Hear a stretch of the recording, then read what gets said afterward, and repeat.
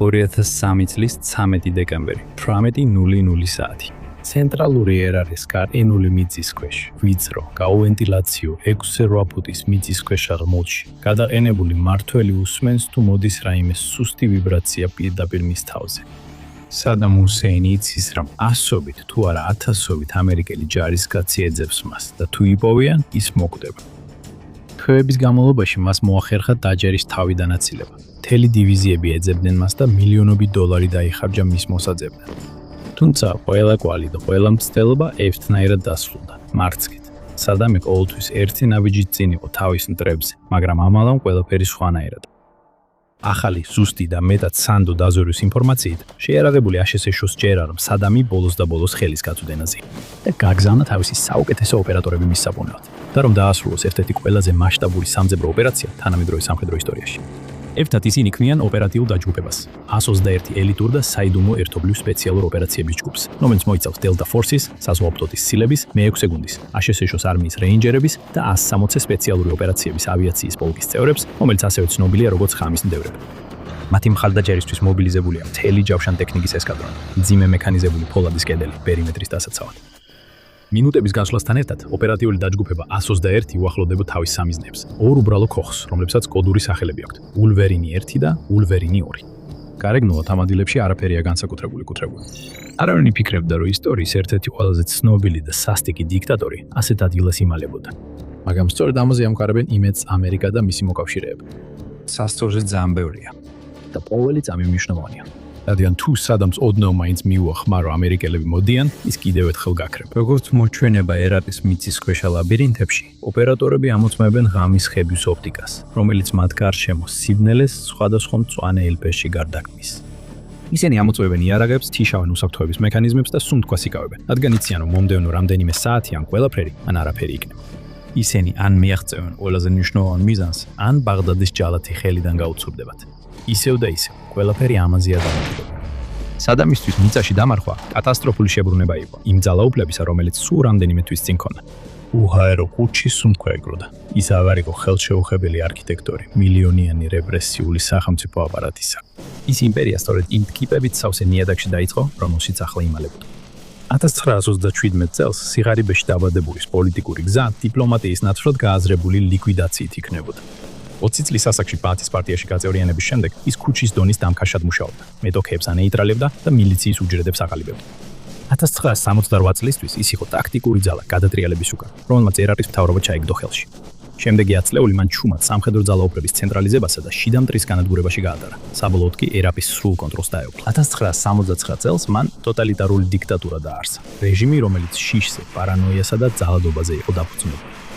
ამან მას საშუალება მისცა რამდენიმე ათწლეულის განმავლობაში ეფექტურად შეენარჩუნებინა ქვეყნის მტკიცე კონტროლი, რომელსაც ახორციელებდა რეპრესიული სახელმწიფო აპარატის მეშვეობით, რომელიც გადაფარულ სადაზვერო სამსახურებზე, საიდუმლო პოლიციასა და ერთგულ დამსჯელებზე იყო აგებული. მისი ტიტული შეიძლება პრეზიდენტი იყო, მაგრამ სადამი ფაქტობრივად უფრო მეფეს ან იმპერატორს ჰგავდა. ისე მართავდა ერაყს. ისინი, ვინც მას ეწინააღმდეგებოდა, უბრალოდ არ აკავებდნენ, არამედ მთლიანად აკრობდნენ. მათ საყვარელ ადამიანებსაც ხშირად დაანჯობდნენ, შუმად კლავდნენ და სხეულებს უგულოდ ხვრიდნენ უსახელო სამახებში. ამასობაში ერაყის სამხედრო ძალები მნიშვნელოვნად გაიზარდა და 1980 წელს მან დაიწყო გამოფიტვის ომი მეზობელი ირანის წინააღმდეგ. ეს ომი თითქმის 8 წელი გაგრძელდა და იქცა მე-20 საუკუნის ბოლოს ერთ-ერთ ყველაზე სისხლიან კონვენციურ კონფლიქტად, რომელმაც მინიმუმ 100,000 ადამიანის სიცოცხლე შეიწირა, თუმცა შეფასებები მნიშვნელოვნად განსხვავდება. 1980 წელს კიდევ ერთი შეჭრა, ამჯერად ქუვეითში, დასრულდა პირველ სპარსეთის ყურის ომით, რომელშიც ერაყი დამარცხდა აშენცეშის ხელმძღვანელობით მოქმედ კოალიციურ ძალებთან. აჯანყებების ჩახშობის შემდეგ სადამმა მოახერხა თავისი ძალაუფლების კიდევ უფრო გამტკიცება.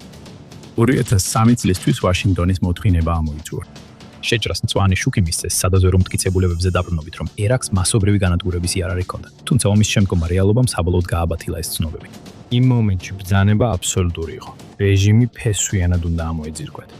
დიქტატორის ხელისუფლებიდან ჩამოშორება მარტივი საქმე არ არის, თუმცა სადამ ჰუსეინი უკვე გადაურჩა 10 წლეულების განმავლობაში განხორციელებულ მკვლელობის მცდელობებს, სამხედრო გადატრიალებებსა და საერთაშორისო ავიადარტყმებს. მან თავისი უზარმაზარი ძალაუფლება გამოიტანა მომავლის დასაცავად, რათა გადაერჩინა თავი განმეორებული საფრთხეებისგან. ეკრნებოდა ძლიერ გამაგრებულ ბუნკერებს, სასახლეების კომპლექსებს, უსაფრთხო სახლებსა და ერთგულ მხარდამჭერებს. ეს მის უახლოეს წრეში მყოფი უკიდურესად ერთგული მინდორების წყალობით მის დაჭერას თითქმის შეუძლებელ ამოცანად აქცევდა. მაგრამ აშშ ვერ დაიხევდა უკან. სანამ სადამი ცოცხალი იყო და თავისუფლად გადაადგილდებოდა, კოალიციის სტრატეგებს ეშინოდათ, რომ ის კვლავ შეძლებდა ერთგული მხადამჭერების შეკრებას და აჯანყების გაძლიერებას. ამ კოშმარის დასრულება ამერიკასა და მის მოკავშირეებს ევალებოდათ. 2003 წლის 19 მარტი აშშ-ს პრეზიდენტმა ჯორჯ ბუშმა მწვანე შუქი აუნთო ოპერაცია ერაყის თავისუფლებას და მისი ერაყელი კოლეგა სადამ ჰუსეინი ემზადება იმისთვის, რისი წინაშეც არასდროს დამდგარა, თავისი ქვეყნის სრულმასშტაბიანი ოკუპაციისთვის პლანეტის ყველაზე ძლიერი არმიის მიერ. აშშ-სა და მის მოკავშირეებისთვის მიზნები ნათელია. მათ უნდა დაამხონ სადამ ჰუსეინის მთავრობა, გამოავლინონ და გაანადგურონ ერაყის მასობრივი განადგურების იარაღი. იპოვონ და გააძევონ ტერორისტები ქვეყნიდან და გაათავისუფლონ ერაყის ხალხი მათი ქვეყნის მკვლელი რეჟიმისგან. რათა მათ საბოლოოდ შეძლონ გადასვლა უფრო უსაფრთხო, დუსაფრთხო, ნათელ და უკეთეს მომავალზე ყველასთვის. ეს ვერ იქნებოდა ნელი კამპანია ან თანდათანობითი გამოფიტვის ომი. ეს უნდა ყოფილიყო სწრაფი, ფეთქებადი და ეფექტური. და შეერთებულმა შტატებმა გადაწყვიტა პირველივე წუთებიდანვე დაედგინა ტონი გრანდიოზული შოკისა და შიშის კამპანიით, რომელიც მიზნად ისახავდა ერაყის სარდლობისა და მართვის ინფრასტრუქტურის ეფექტურად პარალიზებას კონფლიქტის საწყის საათებში. რაც უფრო სწრაფად დაბრმავდებოდა და თაქრუდებოდა სადამ ჰუსეინის სამხედრო ძალა, მით უკეთესი. რადგან ეს მტერს ბევრად გაურთულებდა სერიოზული თავდაცვის ან საპასუხო შეტევის ორგანიზებას. ამისთვის კოალიციას არ შეეძლო სამხრეთ ან დასავლეთ ერაყში ხანძლივ ბრძოლებში ჩარჩენილიყო. მათ სჭირდებოდათ ქვეყნის სირმის შეღწევა და დარტყმა რეჟიმის ძალაუფლების ცენტრში, ერაყის დედაქალაქ ბაღდადში.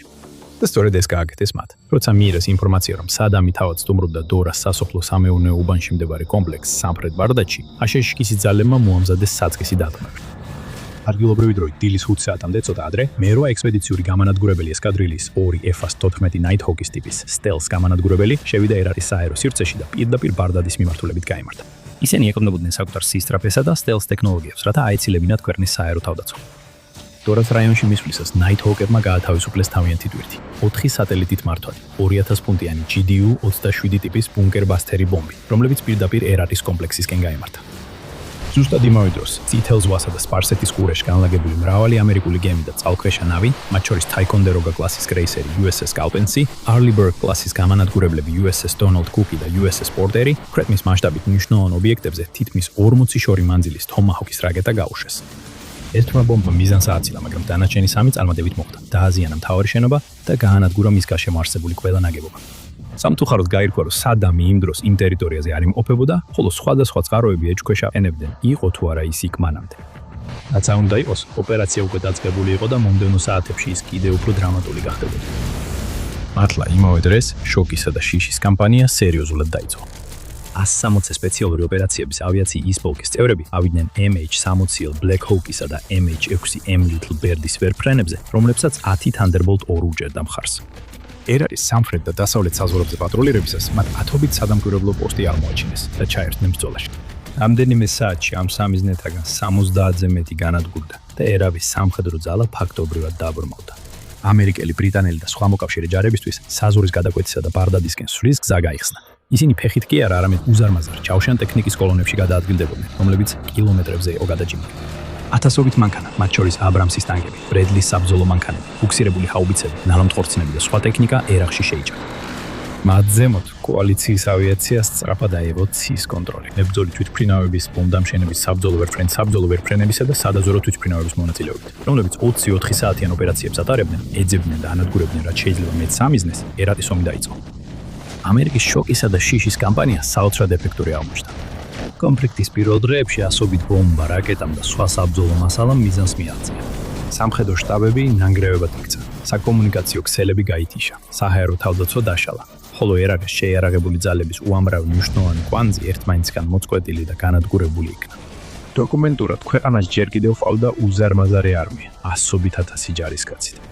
თუმცა რეალურად იმ საწყის შეტაკებებში ძლივს შეძლეს წინააღმდეგობის გაწევა, რადგან იმდენი ქაოსი, არეულობა და მოვლენები ხდებოდა. ბაღდადის მეთაურებისთვის შეუძლებელი იყო რაიმე ეფექტური მოქმედების გეგმის შემუშავება ან განხორციელება. რადგან თანამედროვე ომი მხოლოდ ტანკების რაოდენობაზე ან დატენებული საჰაერო თავდაცვის სისტემების რაოდენობაზე არ არის დამოკიდებული. ის ასევე ძლიერ არის დამოკიდებული ლოგისტიკაზე და კოალიციური ძალები პირდაპირ ანადგურებდნენ ამ ლოგისტიკას, რითაც მნიშვნელოვნად ამცირებდნენ ერაყის ძალას. ამასობაში, როდესაც საჰაერო ძალები წინასწარ გზას ასუფთავებდნენ, ამერიკის შეერთებული შტატების ძალები დაუღალავი სისწრაფითა და ეფექტურობით მიიწევდნენ წინ. მათ არ სურდათ დრო დაეკარგათ გზაზე არსებული ყოველი ქალაქისა და დასახლების სისტემატურად გაწმენდაში. ამიტომ მათ უმეტესად გვერდი აუარეს მთავარ დასახლებულ პუნქტებს და მათ მოგვარებას მეორე ეშელონის დანაყოფებს დაუტოვეს. ბაღდადისკენ სწრაფად მიემართებოდნენ, თუმცა მათი გზა სირთულეების გარეშე არ ყოფილა. გზაზე რა თქმა უნდა მათ გარკვეული წინააღმდეგობა შეხვდათ. ერავის არმიის შენაერთების, სადამ ჰუსეინის რესპუბლიკური გვარდიისა და სხვადასხვა პარამილიტარული ძალების მხრიდან. ზოგიერთი მათგანი განწარებით იბრძოდა და იმ იდეის ფრით აიღობა, რომელსაც სცემდა. სხვებმა უბრალოდ თეთრი დროშა ააფრიალეს, რადგან მიხვდნენ, რომ ამერიკის სამხედრო მანქანის უზარმაზარი ძალის წინააღმდეგ მცირე შანსიც კი არ ჰქონდათ. ამერიკელ ჯარისკაცებს ასევე უწევდათ ბრძოლა იმ ადგილის ხშირად რთულ და მოულოდნელ პირობებში, სადაც ისინი იბრძოდნენ. მაგალითად, მტვრის ქარიშხლებმა ქაოსი გამოიწვია. კოლონები ერთმანეთს დაშორდნენ და მანქანებს გზის პოვნა უჭირდათ. მომარაგების ხაზებიც უფრო და უფრო იწელებოდა ძალების წინსვლისას, რაც ლოგისტიკურ პრობლემებს ქმნიდა და მთელი ოპერაციის ჩაშლის საფრთხეს აჩენდა. ყოველი ახალი მილი ახალ გამოწვევებს აჩენდა, მაგრამ აშშ-ის ჯარები მტკიცედ იყვნენ მიზანზე ორიენტირებული, რაც შეიძლება სწრაფად მიაღწიათ ბაღდადში. ეს იყო ერთადერთი, რაც მნიშვნელობა ჰქონდა და არაფერს მისცემდნენ, უკლევს რომ შეეჩერებინა ისინი. მოწინააღმდეგე მხარეს ერარის მთავრობა იკენებდა სახელმწიფო მედიის კონტროლს, რათა შეექმნა და შეენარჩუნებინა ოპტიმიზმის ნარატივი. ისინი ამტკიცებდნენ, რომ ამერიკელი ჯარები ნადგურდებოდნენ და გამარჯვება გარდაუვალი იყო. მაგრამ ეს ტყუილები დაინგრა, როდესაც ოპერაციის დაწყებიდან სულ რაღაც 2 კვირაში აშშ-ის ძალები ბაღდადის გარეუბნებში მივიდნენ. იქ სადამ ჰუსეინის ყველაზე ელიტური რესპუბლიკური გვარდიის ძალები ელოდნენ მათ და ემზადებოდნენ მათი მისვლისთვის. ქალაქის გარშემო თავდაცვის ჯირგოლების შექმნა, არტილერიის განთავსება, ტანკების გამოყვანა და ათასობით ჯარისკაცის მობილიზება. მათ ჰქონდათ საშინაო უპირატესობა, მაგრამ არ ელოდნენ იმგვარ ტაქტიკას ან თანამედროვე აღჭურვილობას, რასაც ამერიკელები ირენებდნენ. სროლის უფრო დიდი მანძილის, უკეთესი ოპტიკისა და საჰაერო უპირატესობის წყალობით, აშშ-ში ძალებმა შეტევა მიიტანეს და გაანადგურეს ერარის პოზიციები მანამ, სანამ მათ მიხვდებოდნენ რა დაემართათ. და 3 აპრილს ჯარები მიუახლოვდნენ ბაღდადის აეროპორტს, რომელიც ასევე ცნობილია როგორც სადამ ჰუსეინის საერთაშორისო აეროპორტი. ეს იყო ერთ-ერთი ყველაზე კარგად დაცული ერაყული პოზიცია მთელ ქვეყანაში და 2 ამერიკელი ჯარისკაცი დაიღუპა თავდაპირველად ნაუნდ-ორციდან გახსნილი ცეცხლის შედეგად. მიუხედავად ამისა, დღის ბოლოს სასტიკი ორმხრივ ბრძოლების შემდეგ პირველი ბრიგადა მესამე ქვეითი დივიზიიდან აცხადებდა აეროპორტის კონტროლს, რომელიც შემდგომ წლებში ამერიკის შეერთებული შტატების მთავარი ოპერაციული ბაზა გახდა. მომდევნო დღე კი გადამწყვეტი აღმოჩნდებოდა. ბაღდადი იყო უზარმაზარი ქალაქი, სადაც რამდენიმე მილიონი ადამიანი ცხოვრობდა და შედგებოდა მრავალი მჭიდრო უბნისგან, ლაბირინთივით ქუჩებისგან, მთავრობის მიერ კონტროლირებადი კომპლექსებისგან და ვრცელი სამრეწველო ზონებისგან. ჯიმჯიმ მსოფლიოს ყველაზე განვითარებული სამხედრო ძალისთვისაც კი ეს იქნებოდა წარმოუდგენლად რთული საბრძოლო ველი, სადაც გადაადგილება ძალიან რთული იქნებოდა. მაგრამ აშშ-ში კვლავ კონცენტრირებული იყო სისწრაფესა და ეფექტურობაზე. მას არ ჰქონდა განზრახვა, ქუჩა-ქუჩა გაეუვა ქალაქი. ერთი შენობის შემდეგ მეორე გაეწმინდა და ნელ-ნელა მიახლოებოდა მიზანს. ამის ნაცვლად მას სურდა პირდაპირ ბაღდადის გულში შეეტია და ამიტომ დაიწყო თავისი უკვე ლეგენდარული თანდერის ლეიდების განხორციელება ქვეყნის დედაქალაქში. ეს ტაქტიკა ჯავშან ტექნიკის კოლონებისგან შედგებოდა, რომელშიც ხშირად აბრამსები და ბრედლები შედიოდნენ, რომელიც ტრადიციული ომის წესებს არ ყვებდა. ისინი ქალაქის ქუჩებში სწრაფად მიიწევდნენ პირდაპირ ცენტრისკენისკენ. ისინი უგუნურად გამოიყურებოდნენ, მაგრამ თითოეული თანდერის რეიდი სინამდვილეში გამორჩეული სიზუსტით იყო დაგეგმილი. ჰაერის მხარდაჭერა მზად იყო და ელოდებოდა დახმარებას, თუ სიტუაცია კვლავ გაუარესდებოდა, ერაყს ამერიკელების მიდგომაზე რეალური პასუხი არ ჰქონდა. ისინი ცდილობდნენ წინააღმდეგობის გაწევას, ცეცხლს უხსნიდნენ ტყვიან ფქვევითა და ყუმბარდ-ხორცნებით გამაგრებული შენობებიდან, მაგრამ მასიური მექანიზებული შეტევების შეჩერება ვერ შეძლეს. მაღალი სიჩქარის გადაადგილება გაცილებით რთული აღმოჩნდა, ვიდრე ვინმეს წარმოედგინა. და ბრძოლა ბაღდადისთვის, რომელიც ზოგიერთ კვირების ან თვეების განმავლობაში გაგრძელებად ეგონა, სულ რაღაც 6 დღეში დასრულდა. ჰუსეინის რეჟიმი ოფიციალურად დასრულდა 9 აპრილს, რასაც სიმბოლურად ბაღდადის ფირდოსის მოედანზე სადამ ჰუსეინის 39 ფუტის სიმაღლის ქანდაკების ჩამოგდება მოხდა. ამ მოვლენაში მონაწილეობა მიიღეს როგორც ამერიკელმა საზღვაო კრეითებმა, ასევე გახარებულმა ერაყელმა სამოქალაქო პირებმა, რომელთაგან ბევრმა შემდეგ ქანდაკების ნარჩენები ჩაქუჩებით დაანდროინა. სოფლიოს მასშტაბით სათაურებში დომინირებდა ამბავი იმის შესახებ, რომ ერაყის დედაქალაქი დაეცა. ამერიკული ოპერაცია, როგორც ჩანდა, დიდი ძალმატება იყო. თუმცა, როცა მტვერი ნელ-ნელა ჩაცხრა და ბაღდადის ნიავზე კვამლიც გაიფანტა, აშკარად გამოიკვეთა, რომ შეერთებული შტატების ერთ-ერთი მთავარი მიზანი ჯერ კიდევ მიუღწეველი იყო. მისი რეჟიმი შეიძლება დაეცა, მაგრამ თავად სადამი კვლავ თავისუფლად იყო. სხვანაირად მან და მისმა ვაჟებმა, უდაინ და ქუსაიმ, გაქრობა მოახერხეს. ომის ახალი ეტაპი, სადამ ჰუსეინის ძებნა იწყებოდა. ზოგიერთი დამკვირვებელი ელოდა, რომ სადამ ჰუსეინის დაჭერა თითქმის გარდაუვალი იქნებოდა ბაღდადის დაცემის შემდეგ დღეებში. საბოლოოდ სად შეიძლება წასულიყო, რამდენად კარგად შეძლებდა დამალვას, როცა მთელი ძალაუფლება წართმეული ჰქონდა. როგორც აღმოჩნდა, მან ბევრად უკეთ შეძლო დამალვა, ვიდრე ბევრს ეგონა.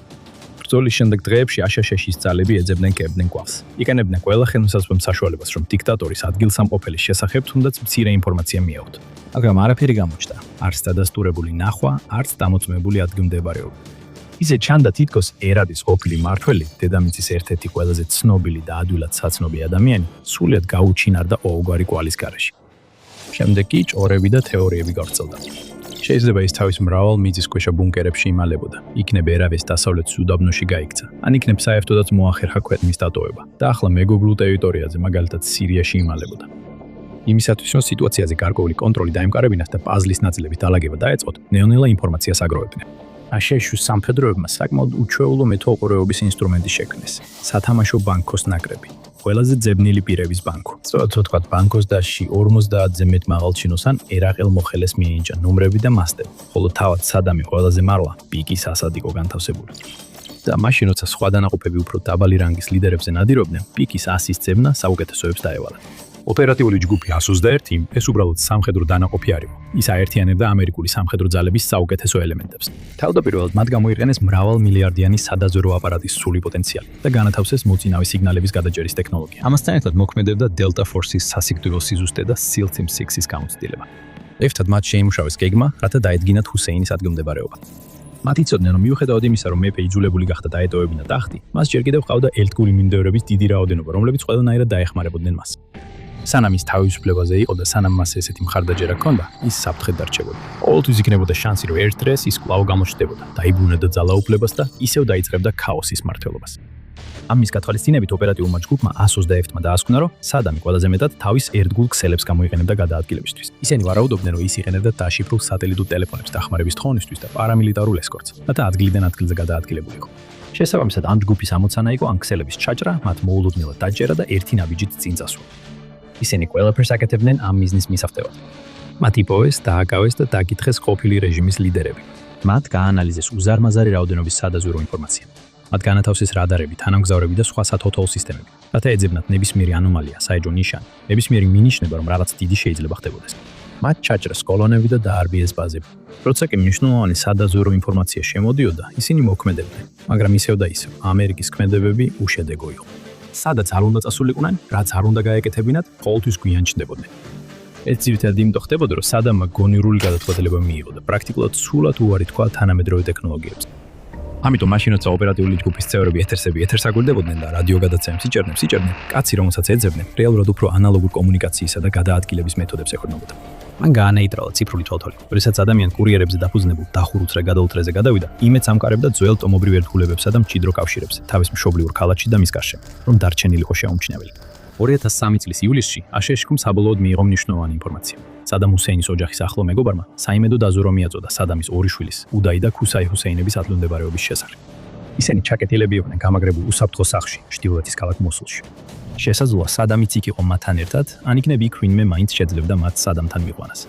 121 სპეციალური დანაყოფი, რომელსაც მხარს უჭერდნენ, 20 სპეციალური დანაყოფის ელემენტები და 101 საჰაერო დესანტი. შეტევაზე გადავიდა. მათ ალყაში მოაქციეს უსაფრთხოების სახლი 22 ივლისის დილით და უგზანეს ჰუსეინებს გამოსულიყვნენ და დანებებულიყვნენ. მათ ევროპას ხეს, ხოლო ამერიკელები არ დაელოდნენ. ოპერატორებმა კარი გაანგრიეს, სწრაფი დანებება ეგონათ. ამის ნაცვლად ტყუის კედელს წააწყდნენ. ძაფრის როლა დაიწყო, რომლის დროსაც 3 სპეციალური დანიშნულების ჯარისკაცი დაიჭრა. შემდეგ ამერიკელებმა მძიმე იარარი გამოიყენეს და სამალავზე ჯოჯოხეთი დაატეხეს. M2 ბრაუნინგის ტყვიან მფროებით, AT4 ანტიტანკური იარარით და Mark 19 კუმბარ მკორცნებით. ასევე მივიდა 200 დამატებითი ჯარისკაცი დასახმარებლად. რამდენიმე საათის შემდეგ სახლიათი BGM-71 თოვის რაკეტის ზალპის ზალპმა შეერყია. ამათ შენობის დიდი ნაწილი ნანგრევებად აქცია. როდესაც ამერიკელი ჯარისკაცები ნანგრევებს ჩრეკდნენ, მათ უდაი და ქუსაი იპოვეს. სადამ მალე გაიგო ეს ამბავი და განცხადება გაავრცელა, სადაც თავის შვილებსა და შვილიშვილს, რომელიც ასევე დაიღუპა თავდასხმაში, მოწამეები უწოდა. ყველაზე ძებნილთა სიაში ორი მნიშვნელოვანი ფიგურა უკვე განეიტრალებული იყო. მაგრამ პიკი 100 ჯერ კიდევ თავისუფალი იყო და შეერთებული შტატები მის პოვნას არ იყო ახლოს. კვირები თვეებად იქცა, ხოლო შეერთებული შტატები ერთ უშედეგო კვალს მეორის შემდეგ მისდევდა.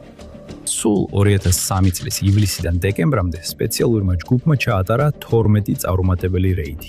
ასევე 600 დამატებითი ოპერაცია სადამ ჰუსეინის დასაჭერად, რომელთაგან დაახლოებით 300 იყო დაკითხული. არაფერი მუშაობდა, მაგრამ ნელ-ნელა სპეციალური ჯგუფი უფრო და უფრო მეტ მონაცემს აგროვებდა და ამ მონაცემების დიდი ნაწილი ერთ კონკრეტულ ადგილს მიუთითებდა ტიგრიც. ადგილი, სადაც სადამი დაიბადა და formative წლები გაატარა. ადგილი, სადაც მას ყველაზე მჭიდრო კავშირები ჰქონდა და ადგილი, საიდანაც მისი ყველაზე ერთგული მიმდევრები და რეჟიმის წევრებიც იყვნენ წარმოშობით. ეს ლოგიკურია. როგორც დაჭრილი ცხოველი, სადამი როგორც ჩანს, უკან დაიხია იმ ერთ ადგილას, სადაც თავს ყველაზე უსაფრთხოდ გრძნობდა და იმ ადამიანებზე დაყრდნობით, ვისაც ყველაზე მეტად ენდობოდა, ცდილობდა თავის დაცვას, მაგრამ აშშ ჩუმას უახლოვდებოდა. როდესაც მიხვდნენ ყოფილი პრეზიდენტი სავარაუდოდ ტიგრეთის რეგიონში იმყოფებოდა, 121 სპეციალურმა დანაყოფმა დაიწყო წრის შეკვრა და ძებნა სწორედ ამ კონკრეტულ ტერიტორიაზე კონცენტრირდა. დაიწყო სერიოზული მეთვალყურეობის ოპერაცია, რომლის მიზანიც იყო ყველა იმ ადამიანის გადაადგილების თვალყურის დევნება, ვისაც შეიძლება რაიმე კავშირი ჰქონოდა გადაყენებულ დიქტატორთან. საბოლოოდ მათ ყურადღება გაამახვილეს სადამ ჰუსეინის უახლოეს წრეზე, ალ-მუსლიის საგვარეულოზე. გარღვევა არ ყოფილა მოულოდნელი აღიარება, არამედ დაკითხვების ჯაჭვი. დაკავებულმა სახელად ბასიმ ლატიფმა გაუნძიებლებს კიდევ ერთ ერთგულ პირამდე მიუთითა, სანამ საბოლოოდ არ მიადგნენ მუჰამედ იბრაჰიმ ომარ ალ-მუსლივს, რომელიც ასევე ცნობილი იყო ოპერატიული ჯგუფისთვის 121. როგორც ფეთმენიდაც ყარო, ომარი სადამის ნათესავი და პირადი მცველი იყო, ასევე მისი ახლანდობით აღჭურვილი პირი. თუ აშშ-ს მისი პოვნა შეძლებოდა, ბოლოს და ბოლოს დაასრულებდა ამ თითქოს უსასრულო ძიებას.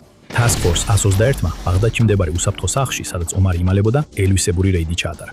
ამერიკელმა ოპერატორებმა იმდენად სწრაფად იმოქმედეს, რომ მას გაქცევის დრო და რეაგირების შესაძლებლობა არ ჰქონდა. იგი სწრაფად გადაიყვანეს უსაფრთხო დაკითხვის ობიექტში, სადაც მას დაკითხეს.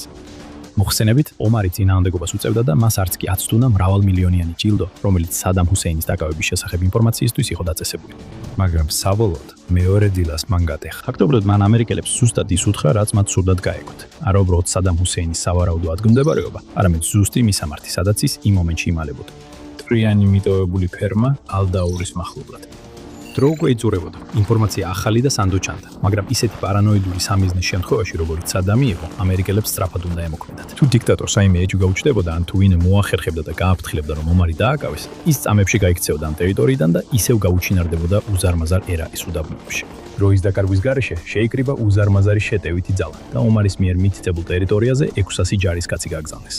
2003 წლის 13 დეკემბრის საღამოს, როდესაც შეტევითი ძალა ალ-დაურს უახლოვდებოდა, ორი ნაგებობა გამოარჩიეს განსაკუთრებული მნიშვნელობით და მათ შესაბამისი კოდური სახელები მიენიჭეს: ულვერინი 1 და ულვერინი 2. ეს არის მინიშნება 1984 წლის ფილმზე წითელი განთიადი, რომელიც ასევე არჩეულია როგორც ოპერაციის სახელწოდება. მიჩნეულია, რომ სადამი ამ ორ ადგილთაგან ერთ-ერთში იმალება და აშშ-ს არ აქვს განზრახვა, რომ მის გაქცევას მისცეს საშუალება. მან მოიყვანა ყველა საჭირო რესურსის სრულყოფილი დაკავებისთვის, ხოლო სარეზერვო და დამატებითი ძალები მზად არიან მოქმედებისთვის თუ რამე არასწორად წავა. პერიმეტრი შექმნილია ისე, რომ თუ კი სადამი მანქანით გაქცევასაც კი შეეცდება, მას გაქცევის გზა არ ექნება. ის გარდაულად შეეჯახება ამერიკულ ფოლადის კედელს. ერთი გზით თუ მეორეთი. ეს არის ის მომენტი, რისთვისაც ყველაფერი მზადდებოდა. პერიმეტრის დაცვით სპეცდანიშნულების ელიტური ოპერატორები გადადიან მოქმედებაზე, რომ დაასრულონ საქმე. ისინი სწრაფად გადაადგილდებიან. ღამის ხედვის სათვალეებზე დარღვნობით ადვილად გადაადგილდებიან სიბნელეში. ისინი უახლოვდებიან ულვერინ 1-ს და სუნთქვაშეკრულებით ძალით შედიან შიგნით, იმედით და მოლოდინით, რომ კუთხეში ჩაკეცილ დიქტატორს ნახავენ. მაგრამ არა, იქ цаრიელია. მეორე ჯგუფი ულვერინ 2-ში შედის და იგივე იმედგაცრუებას აწყდება. ორივე ადგილი შემოწმებულია, ორივეგან არაფერი აღმოჩნდა. სადამი ჯერ კიდევ თავისუფალია, მაგრამ აშშ-ს მაინც აქვს მტკიცე საფუძველი იფიქროს, რომ ის ამ ტერიტორიაზე იმყოფება. მას ძალიან ცოტა დრო ჰქონდა, რომ გაქცეულიყო. ამიტომ უკან დახევის ნაცვლად ამოცანათად ჯგუფს ეუბნებიანო უფრო ფართო ძებნა ჩაატარო. შეამოწმონ ყველა მიმდებარე შენობა, ყველა ნაგებობა, ყველაფერი. სადამი სადღაც იქ უნდა იყოს.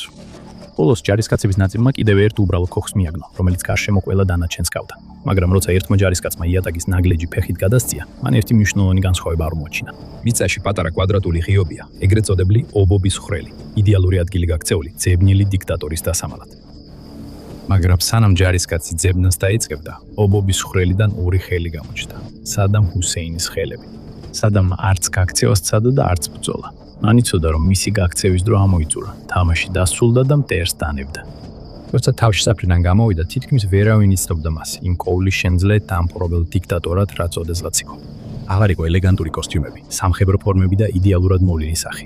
მათ ნაცვლად ეხლა პინძური და მოუწესრიგებელი ადამიანი იდგა. მისი თმა გრძელი და აბურდული იყო, წვერი გაზრდილი და გაჭაღარავებული. ფიზიკურად ის თავისი ძველი თავის ჩრდილი იყო, მაგრამ გონებრივად აშკარად კარგად ესმოდა, ვინ იყო ოდესღაც.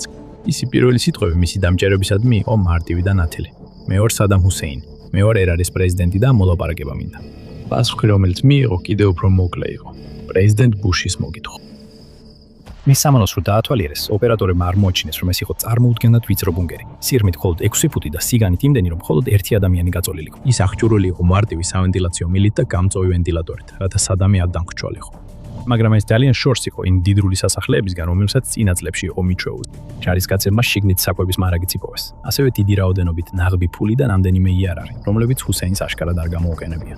ის სწრაფად ჩასვეს ვერტ ფრენში და გადაიყვანეს უსაფრთხო ადგილას. ნადირობა საბოლოოდ დასრულდა. მაპოვნეს პიკის ტუზი. ერთი დღის შემდეგ ამერიკელმა დიპლომატმა პოლი ბრემერმა წარმოთქვა უდავი სიტყვები. ქალბატონებო და ბატონებო, ჩვენ დავიჭირეთ იგი. სამხედროებმა გაავრცელეს ვიდეო და ფოტოები სადამ ჰუსეინის დაკავებისა და სამედიცინო შემოწმების შესახებ. ადრე საშიშმა დიქტატორმა, კაცმა, რომელიც თავისი ძალაუფლების პიკზე თითქმის დაუმარცხებლად ჩანდა, ეხლა ისე სუსტად გამოიყურებოდა, როგორც არასდროს. ის შემდეგ მაღალი მნიშვნელობის სამხედრო თვედ იქცა. იმავდროულად დროებითმა ერარის მთავრობამ შექმნა სპეციალური სასამართლო სისტემა, რათა მას ეცნოს ბრალი იმ დანაშაულებისთვის, რომლებიც მის ქვეყანას ჩაუდენია. 2005 წელს პროცესი დაიწყო. სადამი თავის დაცვას მაქსიმალურად ცდილობდა, ბრალდებებს იმავე თავდაჯერებულობითა და სიმამაცით პასუხობდა, რაც მის მმართველობას ახასიათებდა.